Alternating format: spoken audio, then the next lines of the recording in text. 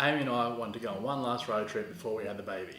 We've since had her and she's healthy and beautiful and actually 3 months old now. That's how long I've taken to edit this video. On Instagram, I follow Era Oz and Katie Kerr, and I love all the photos and places that they go to around Australia. So much so that I actually asked Katie to make me up an itinerary to go to some places that they like, from Rockhampton to Byron Bay. So Amy and I jumped in the car and headed on down, pulling up at those places so that I could try and get some photos with the drone. But I didn't really get as many as I would like, as the weather was terrible. There was fires going on, it was raining half time, and it was Christmas, so most of the beaches were like packed full of people and you could barely get a park, so I didn't really get the photos that I wanted. But here's a couple from the trip that I did get.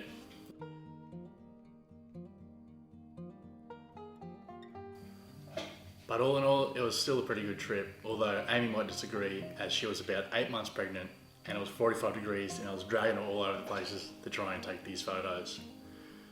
But keep watching the video and I hope you enjoy. See ya.